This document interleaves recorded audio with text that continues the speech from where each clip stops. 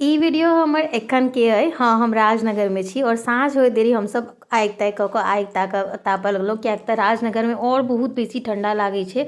एतऽ के घर हवादार छै और खुला में छै, ताहि के वजह से तकर बाद आगि ताकि तपलाके बाद में 7:30 बजे के पास घर में आबि गेलहुँ और खाना के तैयारी करऽ लगलहुँ। जेनाकि दिन में कहने रही जे माँ के उपास छलनि।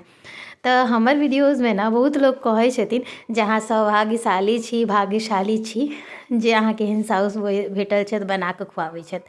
बहुत आभार अहाँ सबके, और सही में हम बहुत भाग्यशाली छी।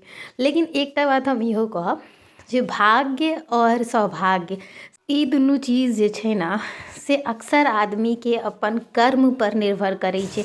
मतलब अहाँके भाग्य कतबो नीक रहत और अगर अहाँ कर्म नहीं करबै ना तऽ ओकर अहाँके जे छै फल नहीं भेट पाएत। तऽ ई चीज होइ छै।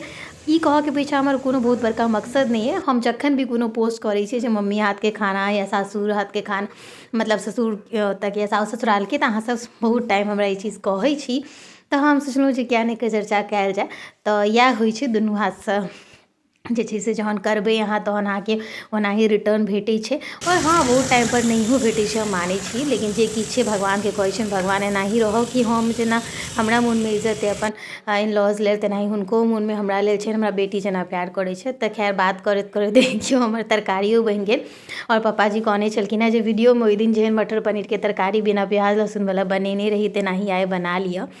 और लास्ट में खा कऽ सभगोटा बहुत जे छै से खुश भेलखिन। तकर बाद हम ई वीडियो डालि रहल छी, किएक तऽ हमरा किछु बातचीत करऽके रहै और खाना बनाबऽके साथ साथ हम वीडियो नहीं पोस्ट केलहुँ। तऽ आइके खानामे छलै मटर पनीरके बिना प्याज लहसुनवला तरकारी, माँ के उपास छलनि तै।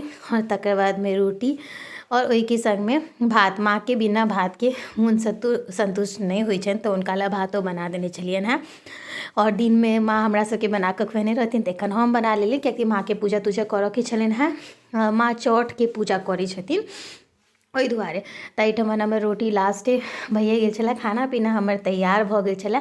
और आइके दिन हमर बहुत नीकसँ बीतल। इंसान हर दिन उठै छै तऽ ओकर कामना इएह रहै छै जे आइके दिन नीकसँ बीतै, और नीकसँ बीत जाइ छै तऽ सोचै छै बहुत नीकसँ बीत गेल। कियाकि जिन्दगी बहुत छोट छै और जिन्दगीमे हर दिन जे छै इंसानके बहुत मायने राखै छै जे केहन बीतत से। और घर परिवारवला लोकके तऽ औरो बहुत मायने राखै छै। तऽ अहाँ सबके हमर वीडियो केहन लागल से जरूर कहू। हम जाइ छी खाय लए। शुभ रात्रि, जय मिथिला।